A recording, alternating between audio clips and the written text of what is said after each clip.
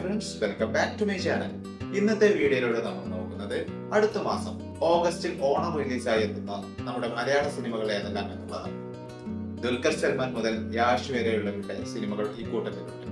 നിങ്ങൾ ഇതിൽ ഏത് സിനിമക്കാണ് കാത്തിരിക്കുന്നത് എന്നുള്ളത് നമ്മുടെ കമന്റ് ബോക്സിൽ അറിയിക്കുക. അതുപോലെ വീഡിയോ ഷെയർ തീർച്ചയായും വീഡിയോ ഒന്ന് ലഭിക്കുക. അപ്പം വീഡിയോ തുടക്കം 2018 എന്ന വമ്പൻ ഹിറ്റ് സിനിമയ്ക്ക് ശേഷം ജൂഡ് ആന്റണി സംവിധാനം ചെയ്ത് പുറത്തിറക്കുന്ന ചിത്രമാണ് തുടക്കം.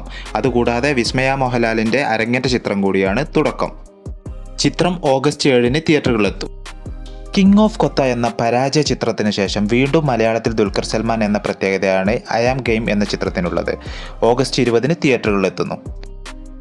ടെർബോ എന്ന മമ്മൂട്ടി സിനിമയ്ക്ക് ശേഷം വൈശാഖ് പൃഥ്വിരാജ് കൂട്ടുകെട്ടിൽ പുറത്തിറങ്ങുന്ന ഖലീഫ എന്ന സിനിമ ഓഗസ്റ്റ് 20 തിയേറ്ററുകളിൽ എത്തുന്നു.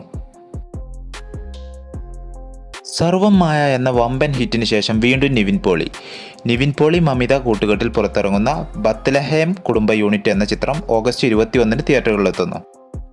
ഗീതു മോഹൻദാസിന്റെ സംവിധാനത്തിൽ പുറത്തിറങ്ങുന്ന വമ്പൻ ചിത്രമാണ് ടോക്സിക്. വൻ താരനിരകൾ അണിനിരക്കുന്ന ഈ ചിത്രം ഓഗസ്റ്റ് 25 തിയേറ്ററുകളിലെത്തുന്നു.